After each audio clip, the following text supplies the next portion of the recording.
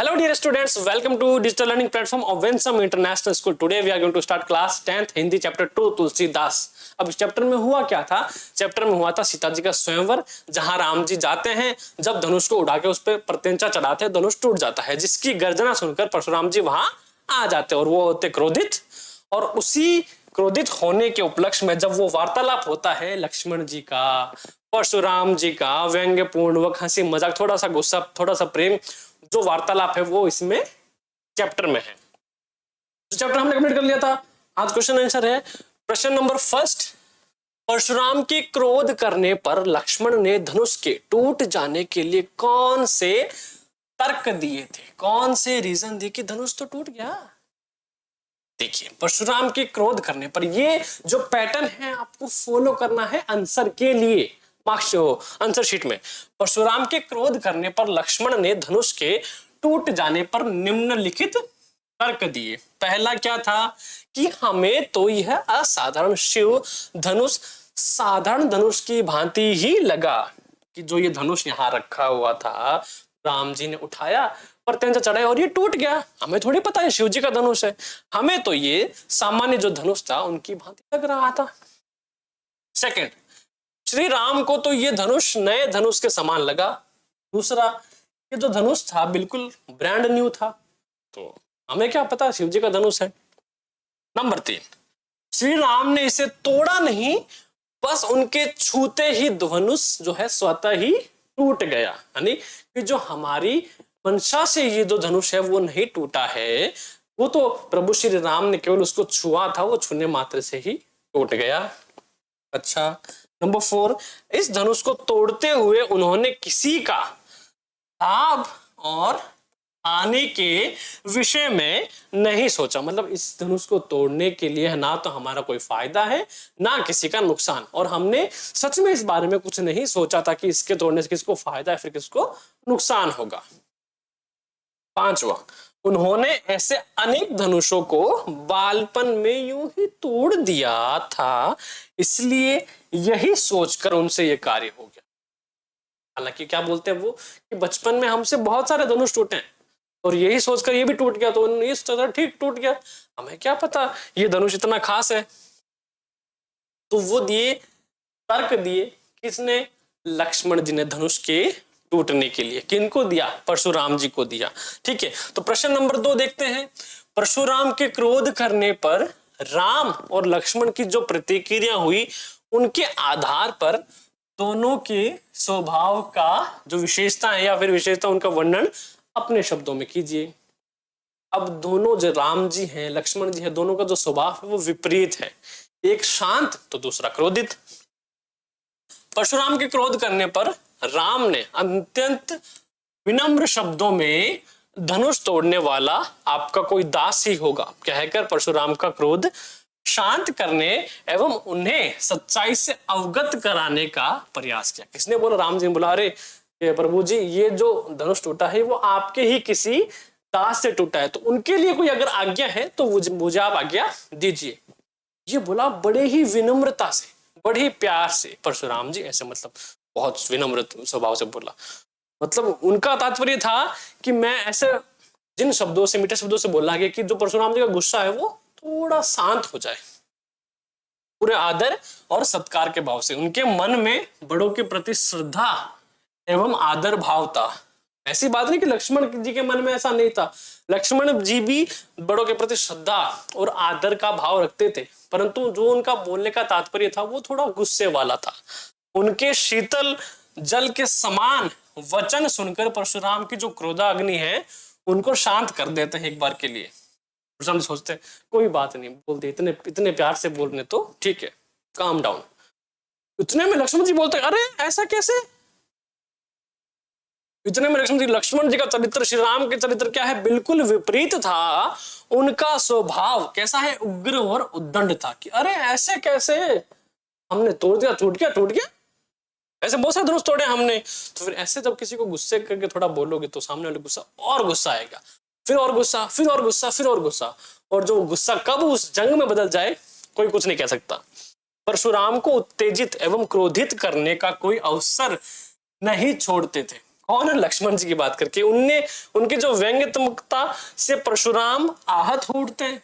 जो व्यंग मारते हैं ना कि हमने बचपन में बहुत तोड़े, कोई हानि नहीं देखी हमने, ना कोई लाभ देखा, और यार ऐसे तू व्यंग दे रहा है मेरे सामने। गुस्सा आ गया उनको परशुराम जी को, और उन्हें मारने के लिए उद्यत हो जाते हैं कि आज तो आपकी मृत्यु जो है वो निश्चित है। जो सभा में उपस्थित लोगों को भी क्या लगता है? अनुचित लगता है कि यार इतना गुस्सा करे तो फिर ठीक है ना।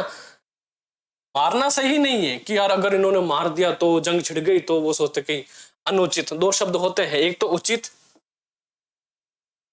विलोम शब्द, उचित और अनुचित। ये किसका भाग है? ये व्याकरण का भाग है।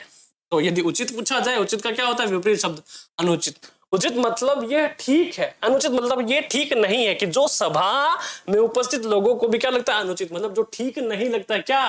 जो लक्ष्मण जी का व्यवहार और फिर परशुराम जी का उनके प्रति जो जवाब है, वो कुछ भी उनको ठीक नहीं लगता कि यार अगर ऐसा कुछ हो गया तो क्या यहाँ जंग छिड़ जाएगी, है ना। तो कह सकते हैं कि एक तरफ राम जी का व्यवहार था बिल्कुल शीतल जल जैसा था, और लक्ष्मण जी का उबले हुए पानी जैसा, है ना, उग्र और उद्दंड। प्रश्न नंबर 30, लक्ष्मण और परशुराम के संवाद का जो अंश आपको सबसे अच्छा लगा उसे अपने शब्दों में संवाद शैली में लिखिए। अब इसी प्रकार से ग्रामर में क्वेश्चन आता है कि हमें क्या लिखना है? हमें संवाद लिखना है। संवाद क्या होता है? जिसको हम इंग्लिश में इंटरव्यू कहते हैं, कह सकते हैं, ठीक है। जैसे इंग्लिश में इंटरव्यू लिखते हैं वैसे हिंदी में भी इंटरव्यू होते हैं, संवाद, आपसी संवाद, वो हमें लिखने होते हैं। तो वो भी ग्रामर का पार्ट है, वो भी पूछा जाता है। संवाद हो गया, या फिर किसी मैगजीन का एक जो कॉलम है वो लिखना होता है, या फिर समाचार पत्र में कोई ऐड देने के लिए प्रार्थना पत्र, या फिर किसी जैसे कोई सिक लीव हो गई, बीमारी के लिए अर्जी हो गई, या फिर किसी दोस्त को पत्र हो गया। तो ये ग्रामर में आने वाले हिंदी की तरफ से क्या है? इंपॉर्टेंट चीजें हैं जो आपको ध्यान रखनी आवश्यक है। कैसा लिखना है? जो शब्द बोल रहा है उनका नाम, और फिर जो उन्होंने कहा है वो पूरा का पूरा डिटेल लिखना है। कौन सी शैली में? संवाद शैली में। ये ध्यान रखना, ग्रामर का पार्ट भी है साथ साथ, ठीक है। तो लक्ष्मण जी बोल रहे हैं, हे मुनि, बचपन में हमने खेल खेल में ऐसे बहुत से धनुष तोड़े हैं, तब तो आप कभी क्रोधित नहीं हुए, फिर इस धनुष के टूटने पर इतना क्रोध क्यों कर रहे हो? किसके वाक्य हैं? लक्ष्मण जी के वाक्य। पढ़ते हैं, हमें पता चल रहा है। फिर आते हैं Parshuram ji. It's my turn. अरे राजपुत्र, तू काल के वश में आकर ऐसा बोल रहा है, यह शिव जी का धनुष है। इसका मतलब क्या है? कि आप किसके वश में हो? काल के वश में हो। काल के वश में अर्थात आपको जो गुस्सा आ रखा है, आपने जो आपका जो काल है ना वो आ चुका है, आपका अंत जो आ चुका है, और आप उसी के वश में आकर ऐसा बोल रहे हो। और ये धनुष किसका है? शिव का धनुष है। अब यहां एक शब्द आया राजपुत्र, अर्थात राजा का पुत्र, राजपुत्र, ठीक है। इस शब्द के लिए ये आया है, आपको ध्यान रखना है। ग्रामर में वो भी है, एक शब्द के अनेक अर्थ, अनेक शब्द एक अर्थ, ये भी ग्रामर का पार्ट है। प्रश्न नंबर 4, परशुराम ने अपने विषय में सभा में क्या क्या कहा, निम्न पद्यांश द्वारा, पद्यांश के आधार पर लिखिए। अब ये पद्यांश था जो दे रखा है हमें। बाल ब्रह्मचारी अति कोही, विश्व विदित क्षत्रिय कुलद्रोही, भुजबल भूमि भूप बिनुकिनी, विपुल बार महिदेवन दिनी, सहस बाहु भुज छेद निहारा, परसु बिलोक महेप कुमारा, मात पितई जनि सोच बस करसी, महस किशोर गर्भन के अभ्रक जलन, परसु मोर अति चोर। अर्थात क्या है? अर्थात परशुराम ने अपने विषय में यह कहा कि वे बाल ब्रह्मचारी हैं। कौन है? बाल ब्रह्मचारी हैं और क्रोधी स्वभाव के हैं। बहुत गुस्सा आता है उनको। समस्त विश्व में क्षत्रिय कुल के विद्रोही के रूप में क्या करते हैं?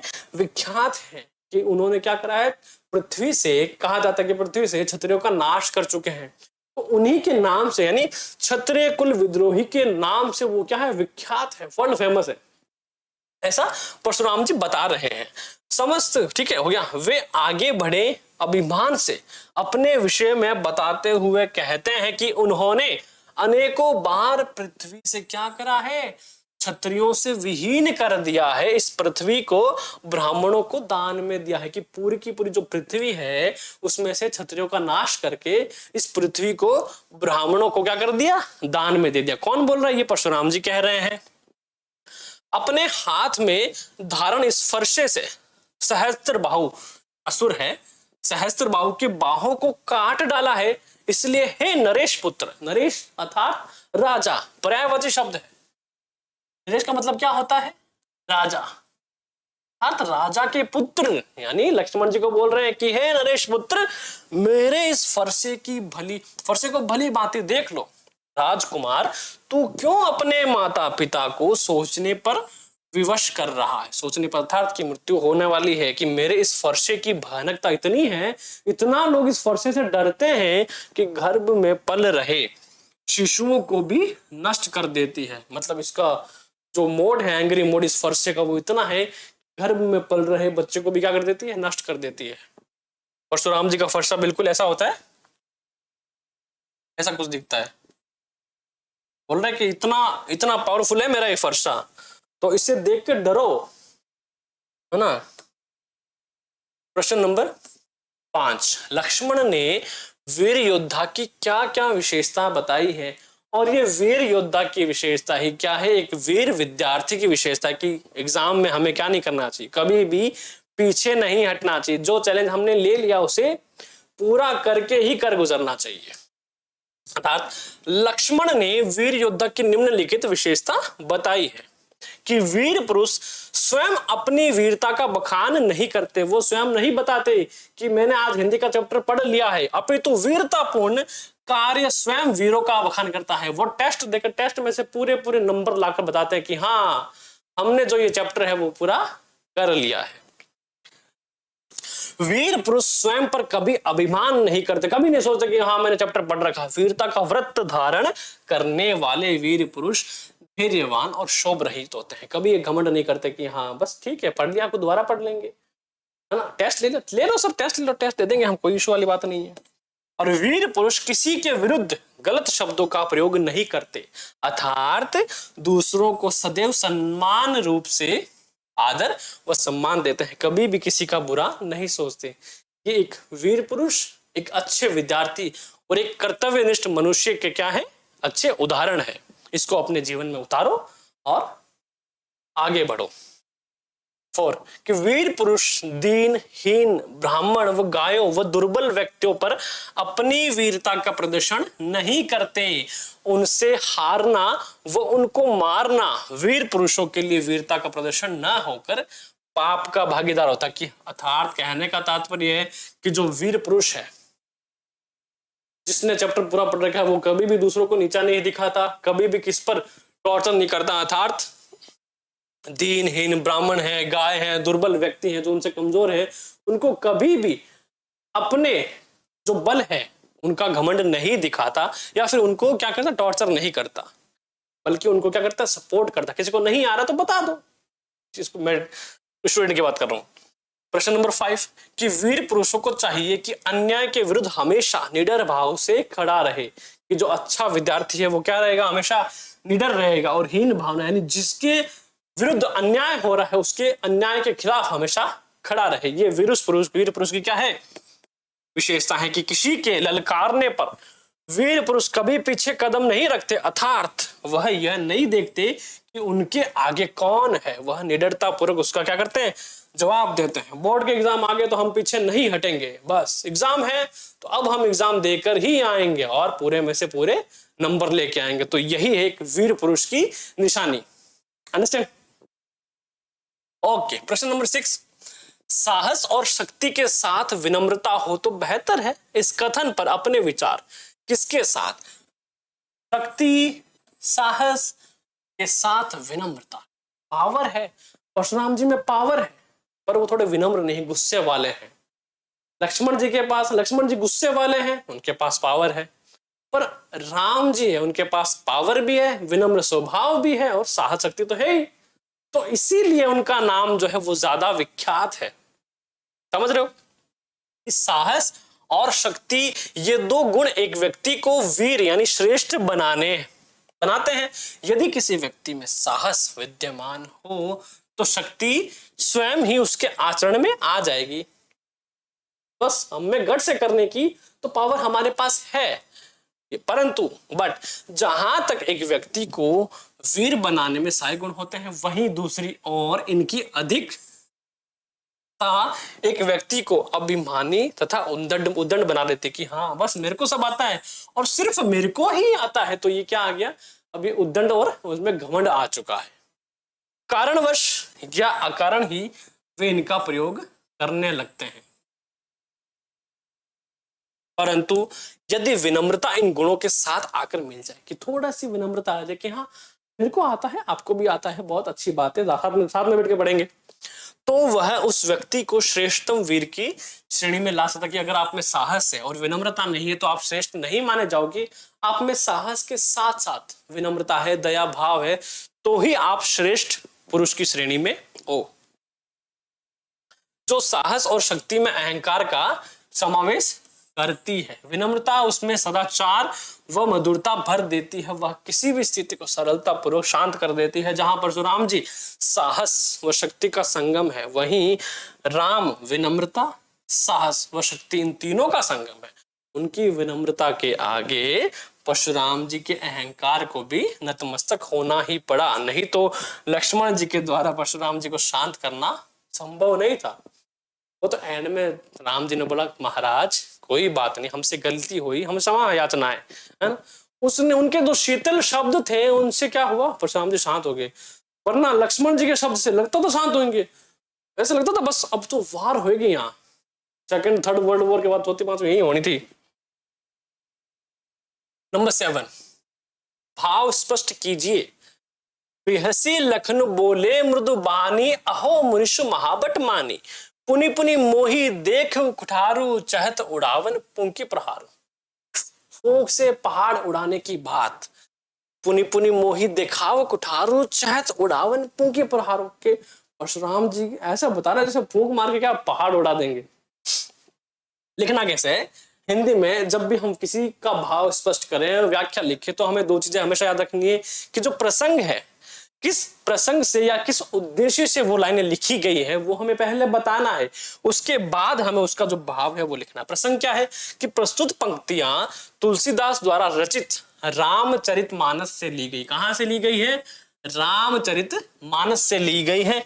उक्त पंक्तियों में लक्ष्मण जी द्वारा परशुराम जी के बोले हुए अपशब्दों का प्रति उत्तर दिया गया है। भाव क्या है, भाव यह है कि लक्ष्मण जी मुस्कुराते हुए मधुर वाणी में परशुराम पर व्यंग्य करते हुए कहते हैं कि हे मुनि, आप अपने अभिमान के वश में इस संसार का श्रेष्ठ योद्धा हूं। कह रहे कि मैं इस संसार का क्या हूं, श्रेष्ठ योद्धा हूं, और आप मुझे बार बार अपना फरसा दिखाकर डरा रहे हैं।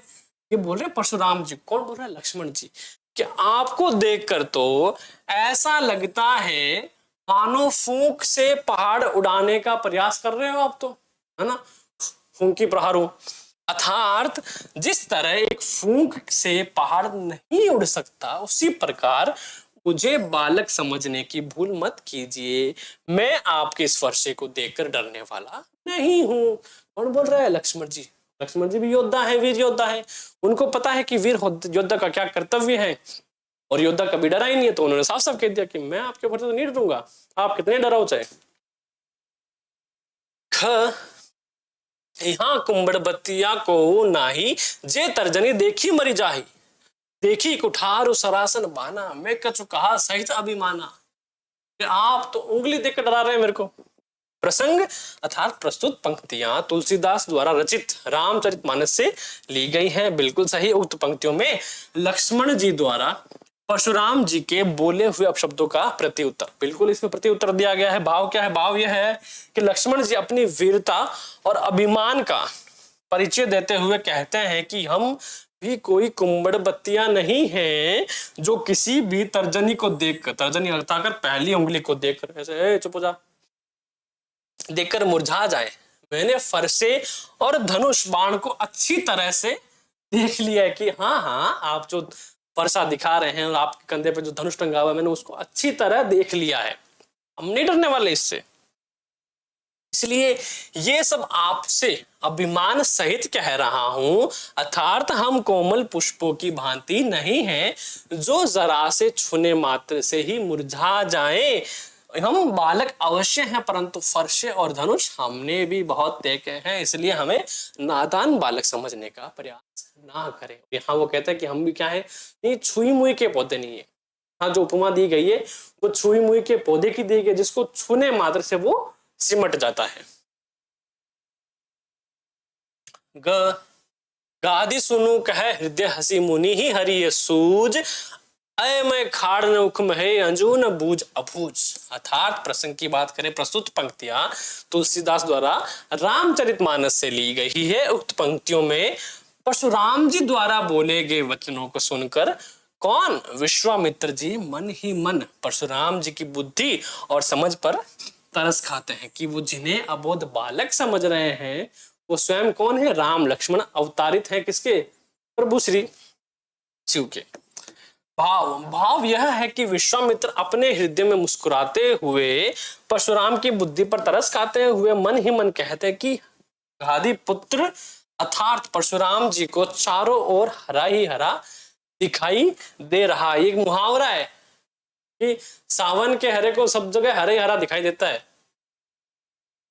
तभी तो वह दशरथ पुत्रों को यानी राम लक्ष्मण को साधारण क्षत्रिय बालकों की तरह ही ले रहे हैं। जिन्हें ये गन्ने की खांड समझ रहे हैं वो तो लोहे से बनी तलवार यानी खड़क की भांति है। खड़क अर्थात तलवार का पर्यायवाची है, अर्थात वे भगवान विष्णु के रूप राम व लक्ष्मण को साधारण मानव बालकों की भांति ले रहे हैं।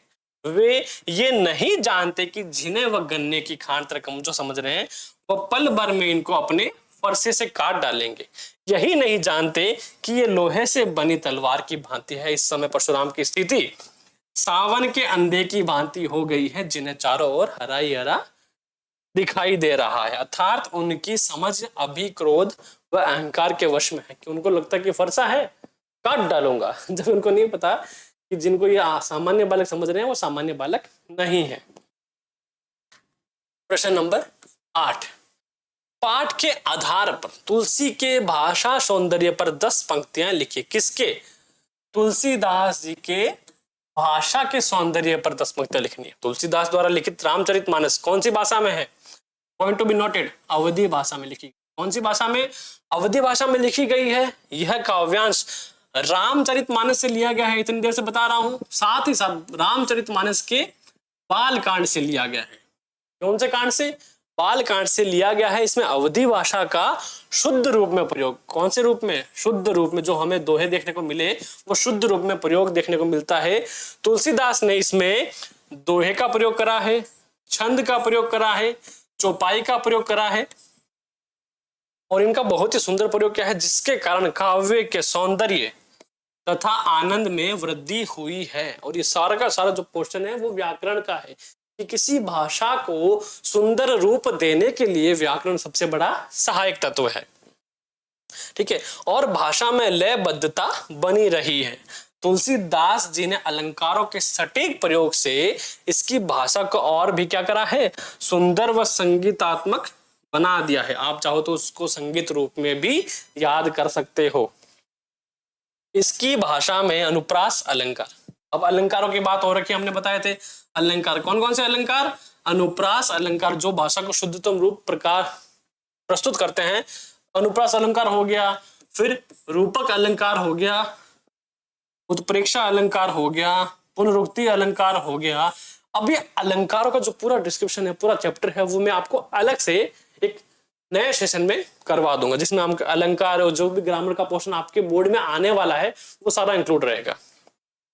ठीक है, अलंकारों की क्या मिलती है? अधिकता मिलती है इस काव्यांश की भाषा में व्यंग्यात्मक क्या है? सुंदर संयोजन हुआ है। तो ये जो हमने अभी अभी पढ़ा ये क्या है? तुलसीदास के भाषा सौंदर्य है, जो भाषा को सुंदर बनाया गया। किन किन व्याकरण तत्वों का प्रयोग कर कर इस पूरी भाषा को सुंदर संगीतात्मक व शुद्ध रूप में बनाया है, वो हमने देखा कि कैसे उन्होंने करा है। प्रश्न नंबर 9। इस पूरे प्रसंग में व्यंग्य का अनूठा सौंदर्य है। उदाहरण के साथ स्पष्ट कीजिए। व्यंग्य अर्थात कि जैसे कि पहला है बहु धनु ही तोरी लड़काई कबो न सिर इसकी नहीं घुसाई। अर्थात लक्ष्मण जी परशुराम जी से धनुष को तोड़ने का व्यंग्य करते हुए क्या करते हैं, व्यंग्य करते हुए कहते हैं कि हमने अपने बालपन में ऐसे अनेक धनुष तोड़ा है, तब तो किसी ने हम पे क्रोध नहीं करा। ये क्या है, व्यंग्य है। कौन दे रहा है, लक्ष्मण जी। किसके, परशुराम जी को। अगला है मातु पिता ही जनी सोच बस करसी महिष किशोर गर्भन के अब्रक दलन परसु मोर अति घोर। अर्थात परशुराम जी क्रोधित होकर लक्ष्मण से कहते हैं, अरे राजकुमार, क्या कहते हैं, अरे राजकुमार, तू अपने माता पिता को सोचने के लिए क्या ना कर, विवश ना कर। क्या ना कर, अपने माता पिता को सोचने के लिए विवश ना कर। मेरा फरसा बड़ा भयानक है, यह गर्भ के बच्चों का भी क्या कर देता है, नाश कर देता। अब हमने चैप्टर को है ना ले पढ़ा, फिर इसके क्वेश्चन ऐसे इसने अच्छी तरीके से कर लिए हैं कि आपको दोबारा पढ़ने की शायद जरूरत महसूस होगी। नंबर 3, गादि सुनु कह हृदय हसी मुनि ही हरियर सूज अयमे खाड़ न उख महे अजहुन बूझ अबूझ। अर्थात कि यहाँ विश्वामित्र जी परशुराम की बुद्धि पर मन ही मन व्यंग्य कसते हुए कहते हैं कि परशुराम जी राम लक्ष्मण को क्या कर रहे हैं, साधारण बालक समझ रहे हैं। उन्हें तो चारों ओर यानी सावन के अंधे को चारों तरफ हरा ही हरा दिखाई देता है। जो क्या है, जिनको वह गन्ने की खांड समझ रहे हैं, वो क्या है, वो लोहे की खड़ग है अर्थात तलवार है। प्रश्न नंबर 10, निम्नलिखित पंक्तियों में प्रयुक्त अलंकार पहचान कर लिखिए। पहला है बालकु बोली बंदो नहीं तोही। बालकु बोली यानी पहला क्या है, अनुप्रास अलंकार। उक्त पंक्ति में प वर्ण की एक से अधिक बार आवृत्ति हुई है, इसलिए अनुप्रास अलंकार है। तो पहला अलंकार हमने पढ़ लिया यही कि अनुप्रास अलंकार वो अलंकार जिसमें वर्णों की एक से अधिक बार आवृत्ति हुई हो। क्या हुई हो, वर्णों की एक से अधिक बार आवृत्ति हुई हो, उसमें अनुप्रास अलंकार होता है। तो हमने एक अलंकार पढ़ लिया। कोटि कुलिस संबचनु तुम्हारा। अर्थात पहला क्या हो गया, अनुप्रास अलंकार। कौन से वर्ण की, क वर्ण की। कौन से वर्ण की, क वर्ण की एक से अधिक क्या हुई है, आवृत्ति मतलब रिपीट होना, इसलिए यहाँ कौन सा अलंकार है, पहला अनुप्रास अलंकार है। फिर बात करते हैं उपमा अलंकार। इसमें क्या दी गई है, उपमा दी गई है। अर्थात कि कोटि कुलिस संबचनु में उपमा अलंकार है, क्योंकि परशुराम जी के एक एक वचनों को यानी हर एक वचनों को किसके समान बताया गया है, वज्र के समान बताया गया। अब वज्र क्या है, वज्र एक ऐसा वेपन है जिसका पुराणों में कहा गया है कि जिसका वार जो है, जिसको अगर चला दिया एक बार, उसका वार कभी भी खाली नहीं जाता। यानी किसी को उसको डिसमिस करना इम्पॉसिबल है कि अगर आपने एक बार वार चला दिया वज्र, तो उसका जो है क्या बोलते हैं, जो इफेक्ट है वो होगा ही होगा, है ना। तो कह रहे हैं कि उस प्रकार है जो परशुराम जी के जो वचन है वज्र के समान है, जो है ना अत्यधिक क्या करते हैं, घाव करते हैं। नेक्स्ट, तुम्हें तो कालू हाक जनु लावा बार बार मुहि लागे बुलावा। पहला क्या है, उत्प्रेक्षा अलंकार। यानी काल हाक जनु लावा में उत्प्रेक्षा अलंकार है। क्यों, यहाँ जनु उत्प्रेक्षा का वाचक है। जनु, अनु, सून ये शब्द जो है ये किस लिए आते हैं, ये उत्प्रेक्षा अलंकार के लिए आते हैं। अर्थात जिन वाक्यों में या फिर जिन शब्दों में या जिन दोहों में अनु जनु इन शब्द का प्रयोग हुआ है, वहां कौन से अलंकार है, वहां उत्प्रेक्षा अलंकार है। फिर है पुनरुक्ति यानी रिपीटेशन, पुनरुक्ति प्रकाश अलंकार। यानी बार बार जो शब्द है क्या हुआ, रिपीट हुआ है, तो बार बार में पुनरुक्ति प्रकाश अलंकार है, क्योंकि बार बार शब्द की क्या हुई है, 2 बार आवृत्ति हुई है, पर अर्थ भिन्न नहीं है। ध्यान रखना, अर्थ अलग अलग नहीं है, एक ही अर्थ है दोनों का, इसलिए पुनरुक्ति अलंकार। लखन उतर आहुति सरिस बुगुब को, सॉरी, लखन उतर आहुति सरिस भृगुबर को पुकुसानु बढ़त देख जल संबचन बोले रघुकुल भानु। अर्थात कौन कौन सा? इसमें पहला उपमा अलंकार क्या दी गई है? उपमा। उत्तर आहुति सरिस भृगुबर कोप कृषाणु में क्या है? उपमा अलंकार है। और जल संवचन में भी कौन सा अलंकार है? उपमा अलंकार है, क्योंकि भगवान राम के मधुर वचनों को शीतल जल के समान बताया गया है। फिर बात करें अगला, रूपक अलंकार, यानी रघुकुल भानु को किससे जोड़ा गया है? प्रभु श्री राम से जोड़ा गया है, यानी इसमें कौन सा अलंकार है? यानी रूपक अलंकार। यहाँ श्री राम को रघुकुल भानु यानी सूर्य कहा गया है। श्री राम के कौन सी गुणों की समानता किससे? सूर्य से दिखाई गई, यानी किन्हीं शब्दों को, यानी किसी शब्दों के गुणों की व्याख्या किसी दूसरे से की जाए, वहां रूपक अलंकार का, यानी रूप का जो वर्णन है, जहां रूप का वर्णन है वहां भी रूपक अलंकार होएगा। जो जैसे इसका नाम है रूपक, तो अर्थात क्या बोलेंगे? जहां रूप का वर्णन हो, रूप के सौंदर्य का वर्णन हो, वो रूपक अलंकार। सिंपल भाषा में ये समझना। प्रश्न नंबर 11, सामाजिक जीवन में क्रोध की जरूरत बराबर पड़ती है। यदि क्रोध न हो तो मनुष्य के द्वारा पहुंचाए जाने वाले बहुत से कष्टों की चिर निवृत्ति का उपाय ही नहीं कर सके। ठीक है, तो इस पक्ष में दो विचार होंगे, एक तो पक्ष में और एक विपक्ष में, है ना। क्रोध जरूरी है तो क्यों जरूरी है, और क्रोध क्यों नहीं जरूरी है। ठीक है, ये भी क्या है, ग्रामर का पार्ट है कि आपको जब डिबेट करते हो, ये डिबेट का ऑप्शन है, जैसे इंटरव्यू करा तो एक पक्ष में भरा हमने और एक दूसरा विपक्ष में, तो ये डिबेट का ऑप्शन हो गया। पहला क्या है, पक्ष में विचार, यानी उसके रेफरेंस में। क्रोध बुरी बातों को दूर करने में हमारी सहायता करता है, बिल्कुल करता है। जैसे अगर विद्यार्थी पढ़ाई में ध्यान ना दे और दीपक सर उस पर क्रोधित ना करें तो वह विद्यार्थी का भविष्य कैसे उज्जवल होगा भाई? नहीं होगा ना, गुस्सा करना पड़ेगा। तो यदि कई लोगों पर अन्याय कर रहा है और लोग बिना क्रोध किए देखते रहेंगे तो न्याय कहां से होगा? न्याय नहीं हो पाएगा। तो वहां जो है, वहां दीपक सर का क्रोधित होना और अन्याय के प्रति आवाज उठाना जरूरी हो जाता है। अर्थात कि क्रोध क्या है, क्रोध के पक्ष में ये विचार प्रकट किए गए हैं। दूसरी बात करें विपक्ष की, तो क्रोध एक चक्र है जो चलता रहता है। आप किसी पर क्रोध करेंगे, वह भी आप पर क्रोध होगा, उनका क्रोध देखकर आप और अधिक क्रोध होंगे। फिर इस प्रकार जो क्रोध में आप क्या करते हैं, स्वयं को हानि पहुंचाते हैं, और इस जो एंगर का इफेक्ट है वो बॉडी पर पड़ता है, हेल्थ पर, और ऊपर से क्या होगा, आपका टाइम भी वेस्ट होगा। तो ये हो गया विपक्ष में, यानी जो क्रोध है अगर सही तरह से सही माध्यम पर किया जाए तो वो सही है, और अगर गलत माध्यम में क्रोध का प्रयोग किया जाए तो वो एक किसी बीमारी से कम नहीं है। प्रश्न नंबर 12, संकलित अंश में राम का व्यवहार विनयपूर्ण और संयम है। लक्ष्मण लगातार व्यंग्य बाणों का प्रयोग करते हैं और परशुराम का व्यवहार क्रोध से भरा हुआ है। आप अपने आप को इस परिस्थिति में लिखें कि आपका व्यवहार कैसा होगा, मेरा व्यवहार कैसा होगा। मेरा व्यवहार राम और लक्ष्मण दोनों के बीच का होगा, क्योंकि मैं इतना अच्छा नहीं कि पूरे टाइम सत्य ही बोलता रहूं, सच बोलता रहूं, गुस्सा आ जाता है आदमी को। तो मैं लक्ष्मण की तरह परशुराम के अहंकार को दूर जरूर करता, किंतु उनका कभी अपमान ना करता, क्योंकि वो गुरु है मेरे। तो गुरु से हमेशा क्या है, रिस्पेक्ट से बात करते हैं और आदर करते हैं, अपने से बड़ों को आदर और छोटों को प्यार। मैं शायद अपनी बात लक्ष्मण जी की तरह जोर जोर से चिल्ला चिल्ला कर बोल कर सुन लो मेरी बात उनके समक्ष रखता। अगर वे सुनते, पहले सुन लेते, तो मैं राम की तरह विनम्र, sir please I am so sorry, मेरे से धनुष टूट गया है, बस।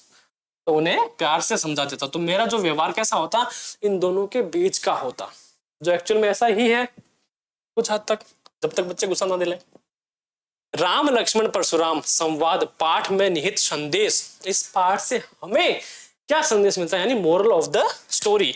राम लक्ष्मण परशुराम संवाद नामक पाठ में निहित संदेश यह है कि हमें क्रोध करने से बचना चाहिए। यह हमारे क्या करता है, बुद्धि विवेक को क्या करता है, नाश करता है। जब गुस्सा आता है तो हमारी जो इंटेलिजेंस है, जो मानसिक शक्ति है, वो काम नहीं करती, हमारा दिमाग काम नहीं करता, उसका नाश कर देता है। और क्रोधी व्यक्ति ऐसे कार्य करता है जिससे वह उपहास का पात्र बन जाता है कि अरे यार ये तो हर वक्त गुस्सा करता रहता है, इससे क्या बात करे, है ना। तो अगर किसी ने नहीं करा ना, अगर वो हमेशा गुस्सा करता है, नहीं इसी के काम है, वो ये है जो हमेशा गुस्सा करता रहता है, तो क्या हो गया, उपहास का पात्र हो गया, है ना। ऐसे व्यवहार से हमारे उपहास का बन जाता है, हमें सदैव विनम्र, शांत एवं कोमल व्यवहार करना चाहिए। ऐसे व्यवहार से हमारे बिगड़े काम भी बन जाते हैं कि सर गलती हो गई, सॉरी, बस इतना ही ना, फिर प्यार से बोलो, मान जाता है, तो क्या है, बिगड़े काम भी बन जाते हैं। तथा हमें सम्मान की दृष्टि से देखा जाता है कि कितना अच्छा बच्चा है, गुस्सा कभी करता ही नहीं, बड़ा ही प्रेम से बात करता है ना। तो ये व्यवहार सामान्य विद्यार्थी में होने आवश्यक है, और यही एक चीजें हैं जो आपको विद्यार्थी जीवन में एक विद्यार्थी बनाती है। प्रश्न नंबर 14, लक्ष्मण और श्री राम के वचनों में मुख्य अंतर क्या था? देखो, लक्ष्मण और श्री राम के वचनों में मुख्य अंतर यह था कि लक्ष्मण के वचनों में उद्दंडता, व्यंग्यात्मकता और उग्रता का मेल था। उद्दंड था, व्यंग्य था, उग्र था, गुस्सा था, व्यंग्य दे रहे थे, अरे नहीं ऐसे थोड़ी होता है। जो परशुराम के क्रोध को यज्ञ की आहुति समझकर समान क्या करते, भड़का देते हैं। उद्दंडता डाला हवन में, जैसे आग में हवन में करते हैं ना, सामग्री डाल दी, फिर हवन अग्नि प्रज्वलित हो जाती है। उसी प्रकार जो ये जितने भी थे ना, उद्दंडता, व्यंग्यात्मकता, उग्रता, ये सारे परशुराम के जो क्रोध था उस हवन की अग्नि में हवन सामग्री का काम कर रहे थे और भड़का रहे थे गुस्से को। और इसके विपरीत हम बात करें कि जो श्री राम के वचनों में क्या है, विनम्रता है, विनयशीलता का भाव था, जो शीतल जल के समान, आग जल्दी पानी डाल दो और खत्म, क्षण, ना, तो गुस्सा कैसे शांत हो जाता है, उसी प्रकार जो राम के वचन थे शीतल जल के समान प्रभावकारी थे, जिससे परशुराम की क्रोधाग्नि शांत हो जाती है। प्रश्न नंबर 15, इतने प्रश्न हैं कि पूरे के पूरे चैप्टर का जो क्लियरेंस है वो दोबारा हो जाएगा, है ना। एक तरह से हम दोबारा चैप्टर ही पढ़ रहे हैं पूरा क्वेश्चन। लक्ष्मण ने परशुराम और उनके सुयश पर किस तरह व्यंग्य किया है? कि लक्ष्मण ने परशुराम और उनके सुयश पर व्यंग्य करते हुए कहा कि आपके सुयश का वर्णन आपके अलावा कोई दूसरा नहीं कर सकता। कि जो आप जो है अपना वर्णन कितना मस्त कर रहे हो, आपके जैसा वर्णन तो कोई कर ही नहीं सकता। आपने अपने मुंह से अपनी बड़ाई बार बार कर चुके हो, इतने पर भी संतोष ना हुआ हो तो फिर से कुछ कह डालिए। इसके बाद भी आप वीरवर्ती, क्रोध रहित हैं, अतः आप गाली देते हुए अच्छे नहीं लगते। मतलब उसके बाद भी अगर आपको गुस्सा आ रहा है तो टोंट मारे कि नहीं, आप ये बोलते अच्छा नहीं लगते। फिर कौन बोल रहा है? व्यंग्य मार रहे हैं लक्ष्मण जी, किसको? परशुराम जी को छेड़ रहे हैं और गुस्सा दिला रहे हैं। परशुराम विश्वामित्र से लक्ष्मण की शिकायत किस तरह करते हैं? परशुराम जो है वो लक्ष्मण की शिकायत करते हुए विश्वामित्र जी से कहते हैं कि यह बालक बड़ा ही कुबुद्धि है, बुद्धि नहीं है इसके अंदर, बड़ा ही कुबुद्धि बालक है, मेरे से ऐसे बात कर रहा है, मैं कौन हूं जानता है ये? यह कटिल एवं काल के वशीभूत है। भाई काल के वश में होकर अपने ही क्या कर रहा है? कुल का नाश करने वाला है, अर्थात कि अपनी मृत्यु को स्वयं बुलाने वाला है। यह सूर्य वंश रूपी चंद्रमा, यानी जो सूर्य उस पर चंद्रमा है जो चमक रहा है उस पर क्या है? कलंक है, जो दाग है ना उसके भांति लक्ष्मण को कहा है। और यह पूरी तरह उदंड, निडर और मूर्ख है। क्या है लक्ष्मण जी? परशुराम से शिकायत कर रहे हैं, अरे तू मूर्ख है, कैसे बोल रहे, देख मेरे को कैसे कैसे बोले जा रहा है, शिकायत करे परशुराम जी। 17, लक्ष्मण के वाक चातुर्य पर संक्षिप्त टिप्पणी लिखी। भाई लक्ष्मण का जो वाक चातुर्य था वो कैसा था?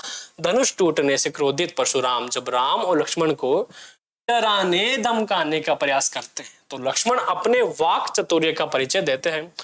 उनके बड़पोलेपन को हंस मुस्कुराकर व्यंग्यतियों से हवा में उड़ा देते हैं। वैसे सुक्ति बाण चलाते हैं कि परशुराम जी का जो क्रोध है वो भड़क उठता है। फिर वे कोमल शब्दों के सहारे उन्हें गंभीरता से बात करने के लिए विवश हो जाते हैं। तो ये कैसा था?